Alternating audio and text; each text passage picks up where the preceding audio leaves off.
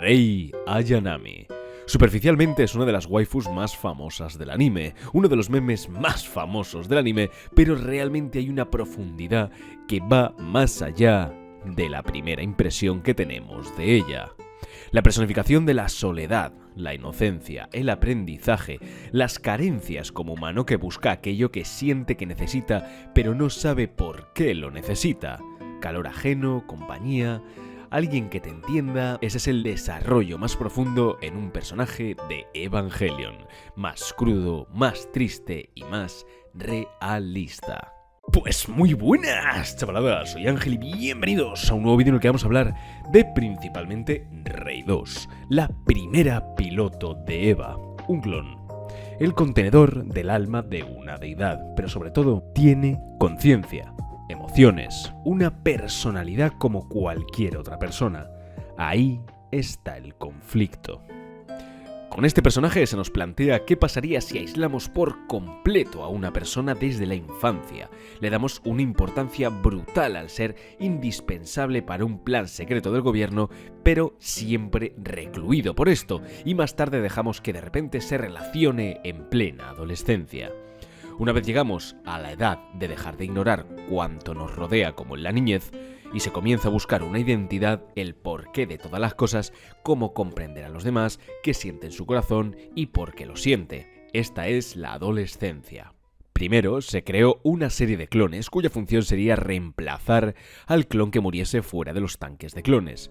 Se sacaba uno y si moría, se reemplazaba con otro y así sucesivamente las veces que fuese necesario. Así se sacó el primer clon de apenas 4 años y sería llamada Rei 1. Esta Rei tenía un enfoque psicológico muy distinto a Rei 2 y al mismo tiempo muy parecido a la que es la verdadera Lilith. Quizás Rei 1 fue fuertemente influenciada por el alma de Lilith, la cual es sádica y cruel. Al parecer cada clon tiene una personalidad diferente. Rei 1 tiene una personalidad fría, negativa, destructiva, rasgos principales de la psicopatía. Por lo que para englobar esta primera parte del vídeo, Rei 1 sería literalmente una psicópata. Carecía de empatía por completo, no tenía empatía alguna, torturando así a Naoko para verla sufrir.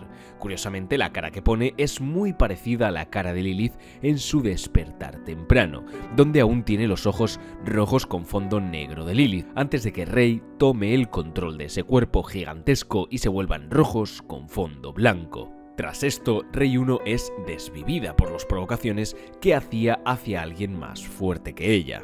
Después de esto sacan otro clon que por casualidad es todo lo contrario y es llamada Rei 2. Una inocencia muy marcada, es calmada y aunque al principio no era curiosa, más adelante desarrolla un gran interés por comprender a los demás y a sí misma. Precisamente esta personalidad es lo que hace que este personaje acabe siendo tan interesante y sobre todo la pieza clave para Shinji en comprender la instrumentalización humana. Las preguntas abruman a Rei desde prácticamente el principio de la serie. Ya comienza la historia con una conexión con Gendo, pues antes del capítulo 1 donde vemos que está herida, fue hospitalizada porque su Eva en su primera activación se salió de control y sufrió severos daños por todo su cuerpo. Ahí fue cuando Gendo la salvó, preocupándose por ella. Esto más adelante se nos confiesa que es por su utilidad para la complementación humana, pero eso Rei nunca lo supo. Solo pensó que se preocupaba por ella como persona. Por esto, ella acaba demostrando una gran admiración positiva y pura hacia Gendo. No confundir con enamoramiento, pues esto acaba sucediendo, pero con Shinji. Rei 2 tiene una total carencia de pudor, no le importa ser vista sin ropa, lo que nos dice que su percepción de sí misma es muy pobre, es muy negativa, viéndose a sí misma como algo desechable y sin valor que no merece siquiera tener vergüenza. Shinji es quien consigue hacer cambiar esa idea de ella, dándole valor y reconfigurando su psicología para salir del oscuro cuarto frío, metálico y siniestro donde creció para abrir un mundo lleno de luz, preguntas y compañía. Subliminalmente ese crecimiento es lo que nos cuenta cómo fue criada. En total, soledad en una sala gris, fría, sucia, en las profundidades de NERV, y no fue hasta el año que llega Shinji que no fue al instituto ni se relacionó con nadie. Esto fue por culpa de Rei 1, que sí tuvo libertad de relacionarse y provocó que la líder del equipo científico de Geirn se desviviese. Desde entonces, Rei fue recluida y encerrada. Una vez salió, comenzó progresivamente la lluvia de preguntas existenciales. Cuando Shinji la trataba bien, le hacía la comida, le adulaba, Rei comenzó a preguntarse el por qué quería relacionarse con ese chico, por qué le trataba bien, por qué tratarla a ella bien, incluso sonreír por primera vez de corazón. O finalmente incluso darle las gracias, algo que ni siquiera había hecho con Gendo, a quien tanto admiraba. Esto hizo que la personalidad tan inocente de Rei fuese enfocada totalmente en Shinji, algo que con el tiempo acabó provocando que terminase con su propia vida para salvarle. Entendiendo definitivamente lo que significa el afecto, el amor o la amistad, sacrificándose por la felicidad ajena. Este comportamiento es totalmente lo opuesto a la mentalidad de Rei 1, demostrándonos así que cada clon es único en personalidad, por lo que no son realmente iguales aunque sean clones, algo que tampoco se cumpliría con el siguiente clon. Entonces sacaron un tercero, Rei 3. Este clon tenía una personalidad totalmente fuerte e independiente, casi rozando aires de superioridad. Su psicología es muy distinta a Rei 2, podríamos decir de nuevo que es lo contrario, pero sin llegar a la psicopatía de Rei 1, como si Rei 3 tuviese la fuerza para no tener empatía, pero solo actuar así con quien se lo merece, a diferencia de Rei 1, que literalmente era mala con absolutamente cualquiera. Por esto es que después le planta cara a Gendo, pues él no se merecía su empatía y Shinji sí. Entonces Rei 3 es prácticamente en temas de carácter la Rei más fuerte de todas.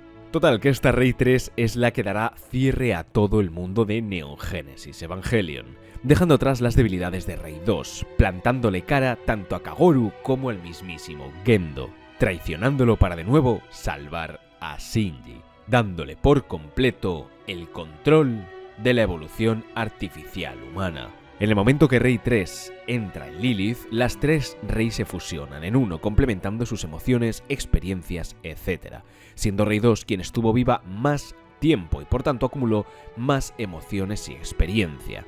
Es la que toma el control de Rei Lilith, como os decía antes, cuando cambia el fondo de sus ojos de negro a blanco. De hecho, lo podemos ver en la expresión. La Rei Lilith, que tiene el fondo negro, tiene una cara que lo primero que nos dice es crueldad y locura, mientras que en cuanto cambia a fondo blanco, podemos literalmente ver a Rei 2. Rei ahora obtiene una psicología totalmente distinta, superior, podríamos decir, al fusionarse con toda la humanidad. Adam, Lilith y las tres Reis obtiene una visión de la humanidad totalmente evolucionada. Lo comprende todo y ahora es ella la que da respuestas en vez de las preguntas que hacía durante la serie. Básicamente se convierte en el pilar fundamental para Shinji para entender y encontrar el final que su corazón realmente desea. Tras esto ocurre algo curioso, algo que no era necesario en ningún sentido. Nadie se lo pidió, ni tampoco hacía falta para ni la instrumentalización humana, ni para la libertad de los humanos ni de Shinji. Rei, una vez consigue los poderes de un dios, antes de dárselo a Shinji para que comience el bucle de realidades, decide viajar entre el espacio y el tiempo para ver a Shinji en diferentes puntos del tiempo e incluso diferentes realidades. Una despedida a lo lejos al Shinji que aún no le conocía, al que le conoció más tarde, el que se quedó solo, el que creció, el que cerraría el bucle de realidades, etc. Todos los Shinjis que existieron tuvieron una mirada de amor en la lejanía. Aun pudiendo haberle hablado, solo verle de nuevo parecía ser suficiente para ella. Esto ha sido todo. Soy Ángel y la próxima vez más y mejor.